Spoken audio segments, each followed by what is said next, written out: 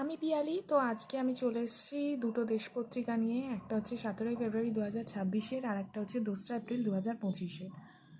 তো দুটোরই প্রচ্ছদটা দেখতেই পাচ্ছ। তো আমি শুরু করছি 2 এপ্রিল 2025-এরটা দিয়ে, রক্তকরবী শতবর্ষ পেরিয়ে।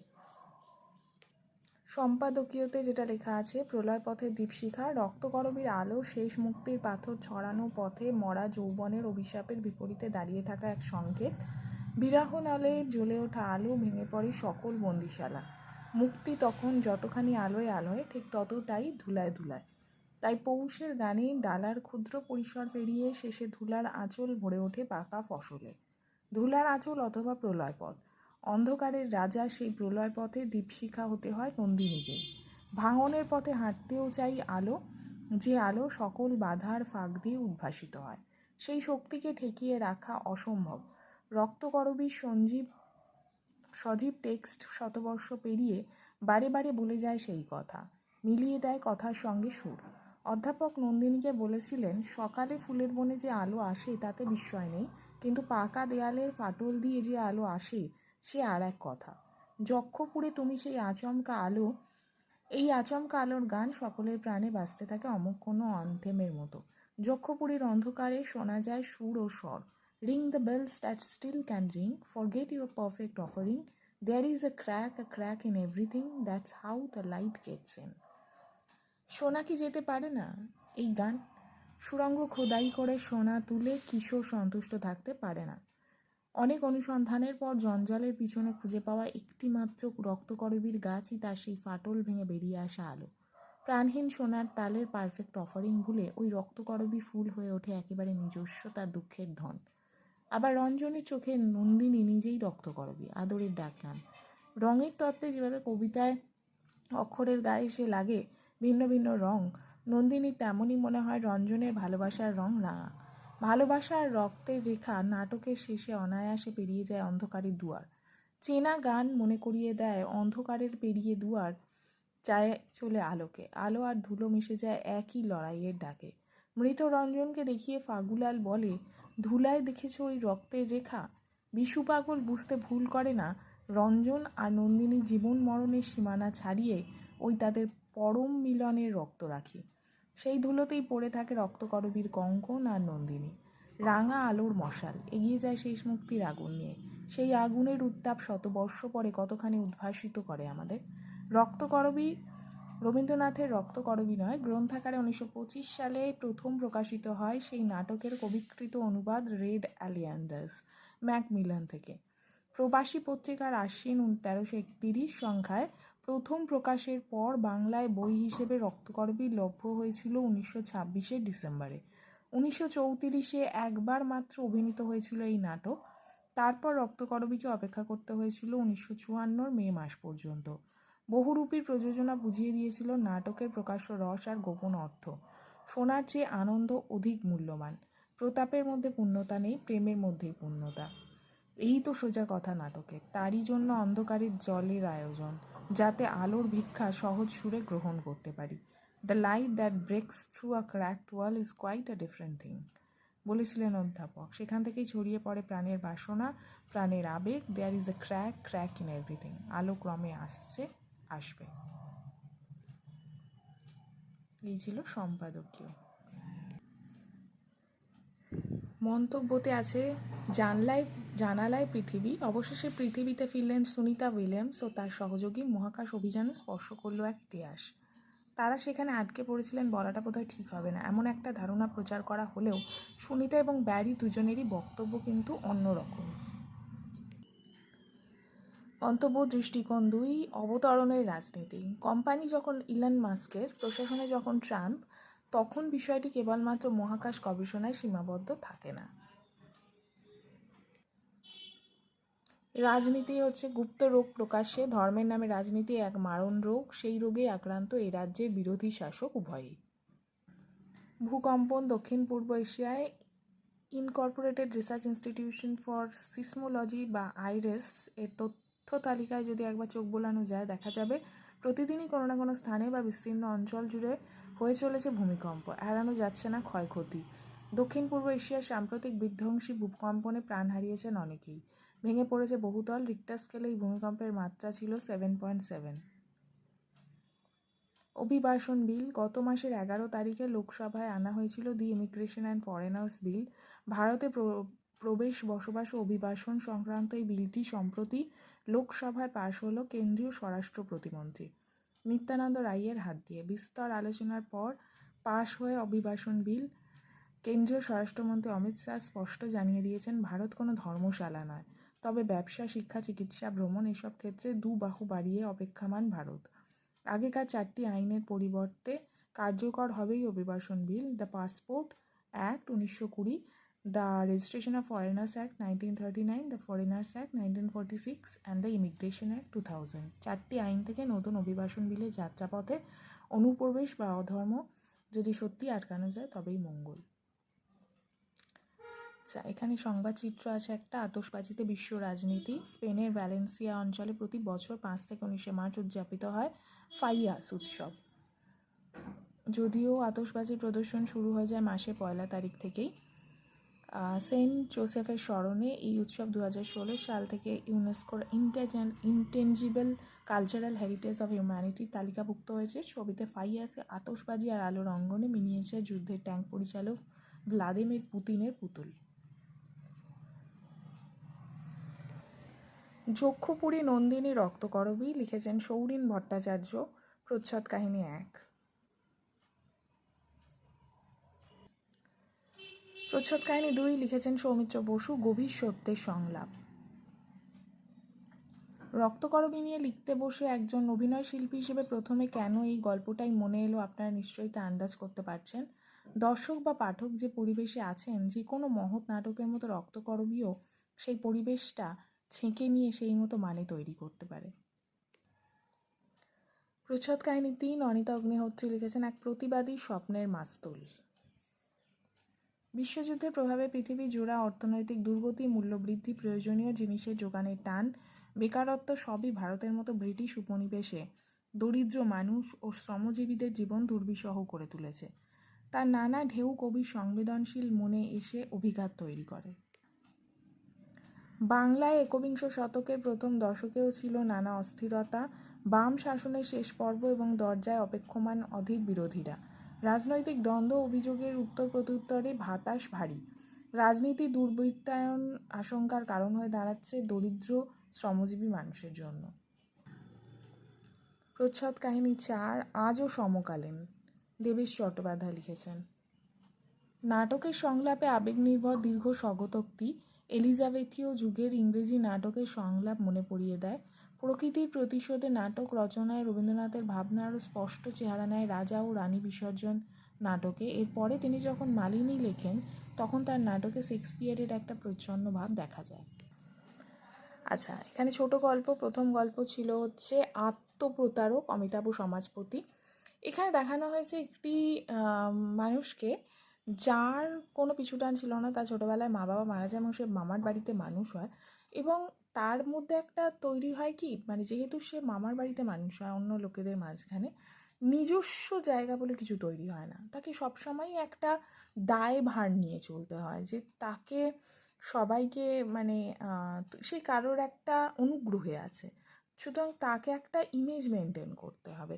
এবং এই যে ইমেজ মেনটেন করা, এটাই তার পার্সোনালিটির একটা জায়গা হয়ে যায়, এবং সে সবসময় সেই ইমেজ মেনটেন করাটাকেই বেশি গুরুত্ব দিয়ে ফেলে জীবনে। তার অন্য যে ছোটোখাটো ভালো থাকা, ভালো লাগা যেগুলো, সেইগুলোকে খুব একটা সে প্রায়োরিটি দেওয়ার সময় পায় না, বা সেটা দিলে কোথাও ইমেজটা যদি এতটুকুও ক্ষুণ্ণ হয়, তাতে তার একটা অশান্তির জায়গা তৈরি হয়ে যায়।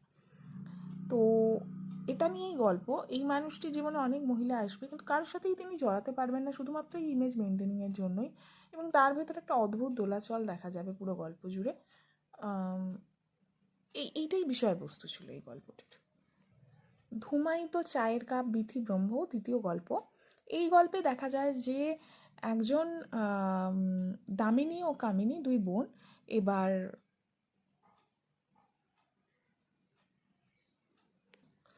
কামিনী যখন তাদের মা বাবা মারা যাবে, দামিনীর মানে তাদের পরিবারে আর কেউ ছিল না, তো কামিনীকে নিয়ে আসবে দামিনী তার বাড়ির টুকটাক কাজ করার জন্য, তার সাথে সাথে থাকার জন্য। এবার কামিনী তার বোনই ছিল, কিন্তু ওইভাবেই আর কি সে যে একটা দিদি আর জামাইবাবুর কাছে যে ভালোবাসা পাবে সেটা তার ভাইয়ের জীবনে পাবে না, তার দাদার কাছে পাবে না। সেই জায়গাটার জন্য সে দিদি আর জামাইবাবুকেও খুব কাছের বলে ভাবতে শুরু করবে এবং তাদের জীবনের অনেক দায়িত্ব সে নিজে থেকে নিয়ে নেবে। এবং যেহেতু সে একা মানুষ ছিল, তাকে দেখানো হয়েছে যে কোথাও একটা বিশেষভাবে সে তাকে যে দিদি জামাইবাবু এরকমভাবে দেখছে, তার দায়িত্ব নিয়েছে, তার জন্য সে খুব কৃতজ্ঞ। এবার বিষয়টা হচ্ছে যে এই যে একটা ভূমিকা পালন করতে গিয়ে তার নিজের জীবনের যে অনেক কিছু আছে সেই জায়গাগুলোকে সে কোথাও একটা ভুলে যাবে বা অতটা গুরুত্বই দেবে না কখনো। সেই যে বিভিন্ন ধরনের জটিলতাগুলো বিভিন্নভাবে উঠে আসবে। এবং এই যে সে চা করে খাওয়াতো, যেই আসতো তাদের বাড়ি সেখানে সে চা করে খাওয়াচ্ছে, চায়ের একটা স্পেশালিটি ছিল তার। এবার দিদির মেয়ে যে হবে সেখানে তার সাথে কীরকম সম্পর্ক, এই যে জায়গাগুলো, এই ছোটো ছোটো জায়গার মধ্যে দিয়ে তার জীবনের কিছু কিছু জটিলতা উঠে এসছে। তো এটা নিয়েই ছিল এই গল্প। আচ্ছা, এই যে নেরুদা, এখানে অতল স্পর্শ কমলেশ কুমার লিখেছেন তৃতীয় গল্প। এবার নেরুদা বলে একটি মানুষ আছে, সে কি করবে, সে এই বাপিকে নিয়ে আসবে তার দলে এবং সেখান থেকে তাকে অনেক রকমের অসামাজিক কাজকর্মের মধ্যে জড়িয়ে ফেলবে। এটা নিয়েই গল্প যে এই বাপি খুব একটা চালাক চতুর মানুষ, মানে ছোটোবেলা থেকে নেরুদার কাছে থেকে থেকে তার কাছ থেকে সমস্ত কিছু যা যা শেখা শিখেছে। এবং এই করতে গিয়ে সে একটা মেয়ের প্রেমে পড়বে, সেই মেয়েটি যখন জানতে পারবে তার বাড়ির লোক তার একটা হাত ভেঙে দেবে, কিন্তু তারপরেও নেরুদা তার উপর ভরসা করে বিভিন্ন কাজের দায়িত্ব দেবে। এবং কোথাও একটা সে আবার পরবর্তীকালে শেষের দিকে সেই মেয়েটির দেখা পাবে এবং সেখান থেকে কি সে তার জীবনটার মধ্যে কোনো পরিবর্তন আনবে নাকি যেভাবে চলছে সেইভাবেই চলবে, এইটা নিয়েই গল্প।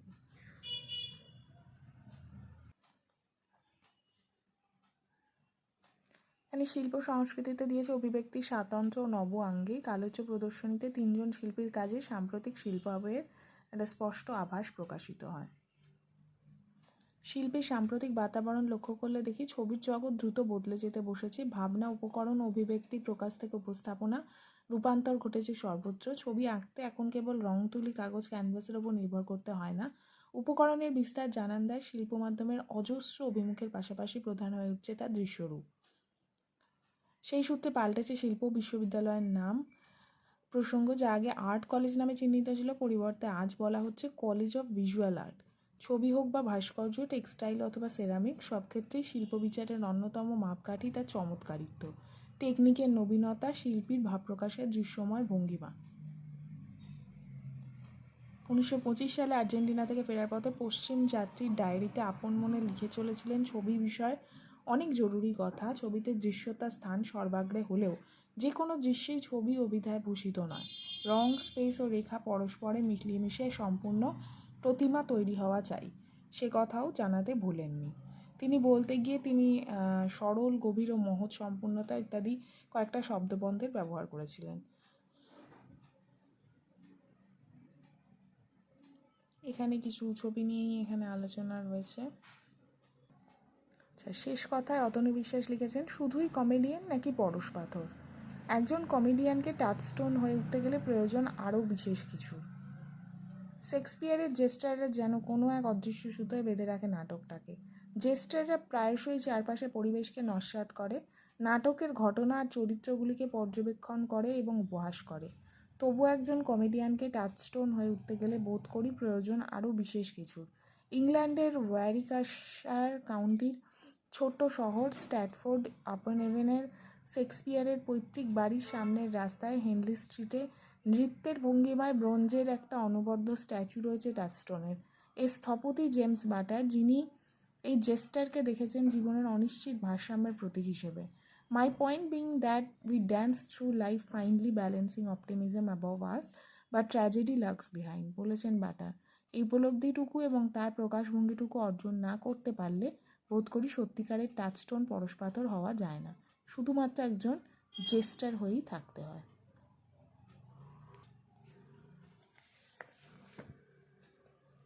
এই ছিল 2 এপ্রিল 2025 দেশ। এরপর 17 ফেব্রুয়ারি 2026 যে দেশ বেরিয়েছে, রুম্পা লাহিড়ীর সাক্ষাৎকার। আমার নিজের কোনো ভাষা নেই। স্বতন্ত্র পথের সন্ধান সম্পাদকীয়তে লেখা হয়েছে, লেখকের প্রকাশ কিসে? তার নিজের ভাষায় নাকি তার নিজের ভাবকে যে ভাষা তিনি দিতে চান তাতে? কোনটি নিজের ভাব নাকি ভাষা, মাতৃভাষা নাকি যে ভাষায় তিনি দক্ষ সেটি? এ এক দুরূহ প্রশ্ন। সাহিত্যের যে অপরিসীম অবাক করা পৃথিবী, সেখানে তো অবিরাম ঘটে চলেছে ভাষান্তর, নিভৃতে নীরবে সাধনা করছেন লেখক মাতৃভাষায় অথবা যে ভাষাকে তিনি আপন করে নিয়েছেন, আর অনুবাদে তা পৌঁছে যাচ্ছে বাকি বিশ্বের সাহিত্যপ্রেমীদের কাছে। দুটি রচনা কি অভিন্ন, নাকি একটির ছায়া থেকে বেরিয়ে আসে অন্যটি, দি আদার? এই অন্যের খোঁজেই 2012 সালে আমেরিকা থেকে ইটালি গেলেন ঝুম্পা লাহিড়ী। প্রথিতযশা স্বনামধন্য লেখক তখন তিনি। 1999 সালে প্রকাশিত হয়েছিল তার প্রথম বই 9টি ছোট গল্পের সংকলন, ইন্টারপ্রেটার অফ মেলোডিজ। পুলিৎজার পুরস্কার পেল সেই বই 2000 সালে। তার পরের এক যুগে একাধিক গল্প সংকলন, প্রবন্ধ, উপন্যাস লিখেছেন। প্রকাশিত হয়েছে উপন্যাস নেমসেক ও দ্য লোল্যান্ড। চলচ্চিত্র হলো নেমসেক। দুটি বই বাংলায় অনুদিত হলো, কিন্তু লেখকের কমফোর্ট জোন যাকে বলে সেখান থেকে বেরিয়ে পড়লেন ঝুম্পা। ইংরেজিতেই এ যাবৎ লেখালেখি করলেও তাকে এ ভাষাকে নিজের ভাষা বলে মনে হয়নি কখনো। দর্থহীনভাবেই জানিয়েছেন আগেই। ইটালিয়ান ভাষা শিখলেন, সে ভাষার লেখকদের ছোট গল্প অনুবাদ করলেন, নিজে লিখলেন ইটালিয়ানে। সমৃদ্ধ হয়েছেন যে সেসব লেখার জন্য। নিজের কয়েকটি লেখার অনুবাদও করেছেন ইংরেজিতে। অনুবাদ নাকি লেখার নতুন শরীর? অনুবাদ সত্তা কি লেখক সত্তার থেকে পৃথক? দর্পণে যে প্রতিবিম্ব দেখি আমরা, সে কি আদতে এদিকে থাকা মানুষটাই? নয় তো। তার অবয়ব হয়তো এক, কিন্তু সত্তা পৃথক। অনুবাদের বিশ্বও তাই। যেসব সাহিত্যিক অনুবাদে পেয়েছি আমরা, তা অনেকটাই আমাদের কাছে এসে পৌঁছেছে পৃথক কীর্তিরূপে। মূলের সঙ্গে তার অমিল কেবল অনুবাদের গুণেই কালজয়ী হয়ে গেছে, এমন উদাহরণ কম নয়। লেখালেখির 25 বছর অতিক্রম করে একাধিক ভাষার সফর সম্পূর্ণ করে আজ ঝুম্পা মনে করেন লেখক হিসেবে কোনো ভাষার প্রতি তার পক্ষপাত নেই, এবং নতুন ভাষা শিখে নিয়ে তথাকথিত ডিসকমফর্টকে তিনি আলিঙ্গন করেছেন, কারণ এটাই তিনি চেয়েছেন। লেখকের কি নির্দিষ্ট কোনো ভাষার প্রয়োজন? এই প্রশ্ন তিনি রেখেছেন নিজের কাছে, পাঠকের কাছেও। কারণ পাঠক ব্যতীত আর কেই বা আছেন যার কাছে লেখক এমন নির্ভার স্বীকারোক্তি দিতে পারেন? ভাবনা, ভাষা ও সময়, তিনের সমাবেশ শেষ অবধি পাঠককে দাঁড় করিয়ে দেয় সেই অমোঘ সত্যের সামনে, যে সাহিত্যকে কোনো পরিসরেই বেঁধে ফেলা যায় না। দেশ পত্রিকার এই সংখ্যা ঝুম্পা লাহিড়ীর সাক্ষাৎকার সেই সত্যের পথেই লেখকের আত্ম অনুসন্ধানের দিকে কিছুটা আলো ফেলবে নিশ্চয়ই। সেই সঙ্গে গ্রন্থলোক বিভাগে রইল ইটালিয়ান ভাষায় লেখা 3টি বইয়ের বাংলা অনুবাদের আলোচনা। অনুবাদ ইংরেজি থেকেই। 3টি ভাষার সমুদ্র মন্থন করে উঠে আসা যে সাহিত্য কি নিজের পরিচয় স্বতন্ত্র? পাঠক বিচার করুন। মন্তব্যতে আছে বাজেট। নির্বাচনের বছরের বাজেটে আর একটা গুরুত্বপূর্ণ দিক হলো এই জিএসটি জামানায় ভোটের মুখে নির্বাচকদের খানিক তুষ্ট করার চেষ্টা। বৈদেশিকী বিএনপির প্রত্যাবর্তন। ত্রয়োদশ জাতীয় নির্বাচনে বিপুল সংখ্যাগরিষ্ঠতা পেতে চলেছে বিএনপি। এ যেন গণতন্ত্র ফিরে পাওয়ার উৎসব। ঘরে বাইরেতে দিয়েছে শেষ নোটবাম। ডাচ কবি ঔপন্যাসিক ভ্রামণিক শেষ নোটবামের সৃষ্টিতে ফিরে ফিরে আসে স্মৃতি, মৃত্যু, চেতনা, মনে রাখা, শিকড়ে ফেরার টান। একটি সাক্ষাৎকারে শেষ নোটবাম বলেছিলেন, if you want to say something about death, you better do it when you are still alive. উইটের দীপ্তিও ঝলসে ওঠে তার লেখায় বারবার। স্থানিক সীমারেখা ভেঙে ইংরেজি অনুবাদেও আজ যথেষ্ট সহজলভ্য শেষ নোটবামের গ্রন্থ, যেখানে ভ্রমণ আর জীবন, ইতিহাস আর সংস্কৃতি পরস্পর সম্পৃক্ত, এবং তা পরিবেশিত হয় অসাধারণ শৈলীর মাধ্যমে। দৃষ্টিকোণ 1, দৃশ্যকল্পের সওয়াল জবাব। গণতান্ত্রিক রাষ্ট্রে স্বচ্ছ ভোটার তালিকা জরুরি, কিন্তু জনগণের অযথা হয়রানি যুক্তিগ্রাহ্য নয়। জ্ঞানীশ কুমার এবং মমতা বন্দ্যোপাধ্যায়ের মিটিংয়ের রেকর্ডিং থাকলে কি ক্ষতি হতো? দেশের মানুষ জানতে পারত যে আমাদের দেশের 2 শীর্ষ প্রশাসক কোন উচ্চতার আলোচনা করলেন। দৃষ্টিকোণ 2, অভিযোগের বিড়ম্বনা। এপস্টিন নিজেই নাবালিকা সংসর্গ করেছেন এবং পাচার করা মেয়েদের সঙ্গে সহবাসের সুযোগ করে দিয়েছেন। আমেরিকার ভার্জিন দ্বীপপুঞ্জে সেন্ট টমাস দ্বীপ থেকে ব্যবসা শুরু করলেন, কারণ কর ছাড়ের সুযোগ। লিটল সেন্ট জেমস দ্বীপ কিনে নিয়ে বিশাল অট্টালিকা পাচার করে আনা মেয়েদের জন্য নামই হয়ে গেল পেডোফিল দ্বীপ। মন্তব্য স্মরণ। সমাজবিজ্ঞানী দিশারি আদ্রে বেতেই মনে করতেন দেশে একটি শক্তিশালী কমিউনিস্ট পার্টি থাকা দরকার। সংবাদ চিত্রতে শীতকালীন অলিম্পিক্স। এবছর 25তম শীতকালীন অলিম্পিক্স অনুষ্ঠিত হচ্ছে ইটালির মিলান শহরে। ছবিতে এই ক্রীড়া প্রতিযোগিতার উদ্বোধনী অনুষ্ঠানের একটি মুহূর্ত। দেশ বিতর্ক 2026, বাঙালির এখন বিশেষ নিবিড় সংশোধন প্রয়োজন, এই নিয়েই পক্ষ বিপক্ষ মতামতে আলোড়িত হলো এবারের বিতর্ক সন্ধ্যা। সাক্ষাৎকার, আত্ম অনুসন্ধানী সাহিত্য আমাকে বুঝিয়েছে আমি কে, এটাই জীবন আসলে, এই খোঁজটা, এটা বুঝতে বুঝতেই আমরা চলে যাই একদিন। ঝুম্পা লাহিড়ীর মুখোমুখি জয়শ্রী রায়।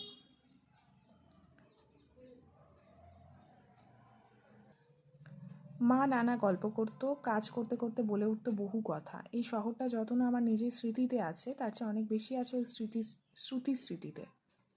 আমি না ছোটবেলা থেকে এই বাংলা আর ইংরেজির মধ্যিখানে পড়ে গেছিলাম, বাংলার দিকে যাব না ইংরেজির দিকে, এটা নাকি ওটা, আমেরিকা নাকি ইন্ডিয়া। অনুবাদ আমাদের বোঝায় যে ভাষা কি, সেখান থেকে শুরু করে আমরা পৌঁছে যাই হাউ ইট বিহেভসে, তখন বুঝতে পারি কোনো ভাষাই অন্য ভাষার উপরে নয়। বই জিনিসটা কি, বই জিনিসটা একেবারে অন্যরকম। এই হাতে ধরা, নিয়ে দেখা, পাশে রাখা, এইটাই আমার আশা যে বই থাকবে, বই একটা পারফেক্ট টেকনোলজি। প্রবন্ধ, বহু বিদ্যাচর্চার দীপ্তি দীপঙ্কর ঘোষ। নোয়াখালী যাত্রার সময় গান্ধীজির সচিব ছিলেন নির্মল কুমার বসু, কিন্তু এই পরিচয়ের বাইরেও নির্মল কুমার ছিলেন একজন প্রকৃত দেশব্রতী, সমাজবিজ্ঞানী এবং নৃতাত্ত্বিক। ওড়িশার জুয়াং জনজাতির মধ্যে কাজ করছেন, আবার অন্যদিকে ওড়িশার কোনারকে সূর্য মন্দির দেখে মন্দির স্থাপত্য শৈলী চর্চায় চূড়ান্ত আগ্রহী হয়ে ওঠেন। অনেক আগ্রহী অন্বেষকের সহায় ছিলেন তিনি। ভরসা ছিল এই পণ্ডিত মানুষটি সঠিক দিশা দেখাবেন, এই ভরসা বাংলার সারস্বত সমাজে প্রতিষ্ঠিত এখন। আচ্ছা, প্রথম গল্প হচ্ছে পারিবারিক অয়ন বন্দ্যোপাধ্যায়। এখানে দেখানো হয়েছে যে একটা পরিবারের মধ্যে একটা দ্বন্দ্ব চলছে তাদের জেঠুকে নিয়ে।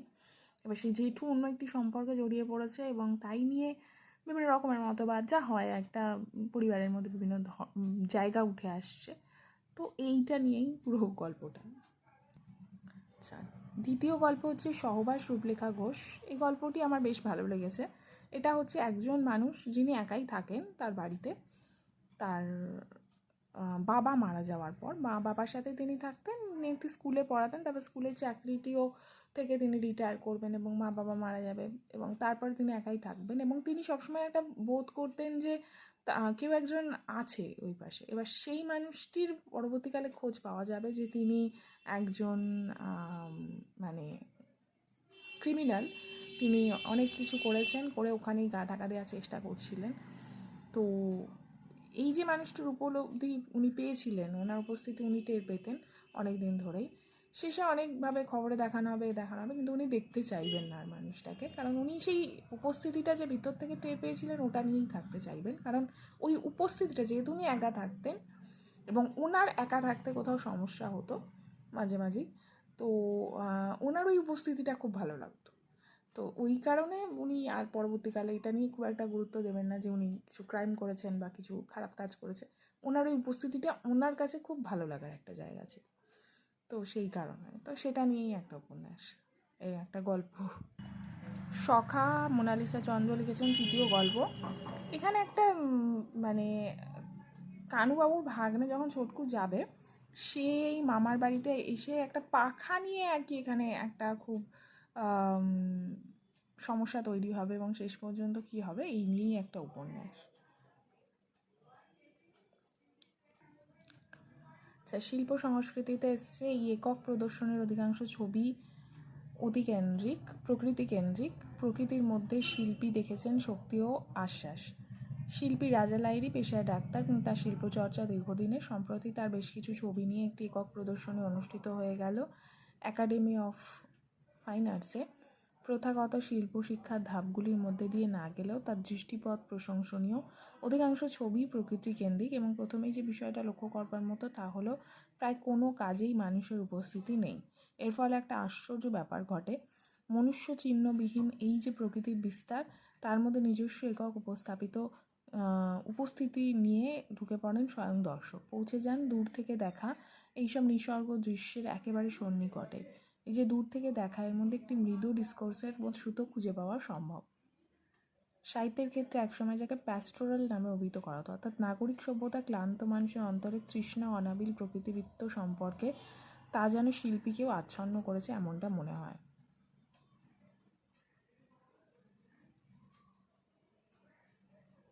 তো এইটা নিয়েই এখানে লেখা হয়েছে। শেষ কথায় আছে নৈরাশ্যের উদ্দাম নৃত্য ও আমাদের সমকাল। তমাল বন্দ্যোপাধ্যায় লিখেছেন, বন্ধন ও সংযোগহীন এই প্রজন্মের মধ্যে ছোট বয়স থেকে জমা হচ্ছে অবদমিত আবেগ।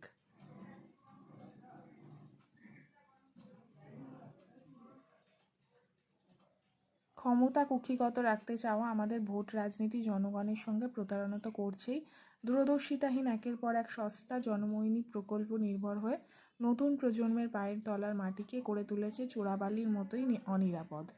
জনগণের একাংশ রূপান্তরিত হয়েছে দলদাসে, আর সেই দাসত্বকে ত্বরান্বিত করতে ক্ষমতাসীন রাজনীতি নতুন নাগরিকদের রক্তের মধ্যে চারিয়ে দিতে পেরেছে অতি চটুল স্থূল রুচিহীন এক প্রকার সংস্কৃতি।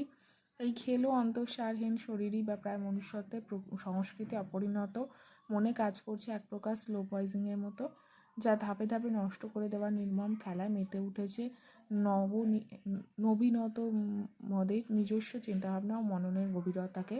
সেই নেশার ঘোরে আমাদের কিশোর যুবকরা পরিপার্শ্ব বিষয়ে সম্পূর্ণ অসচেতন হয়ে নাচতে শুরু করেছে, আর নেচেই চলেছে যতক্ষণ না তারা সমস্ত মানবিক বৈশিষ্ট্য শূন্য হয়ে পড়তে পারে, মনের চূড়ান্ত নাশ ঘটিয়ে হয়ে উঠতে পারে দেহ সর্বস্ব ক্রীড়নক।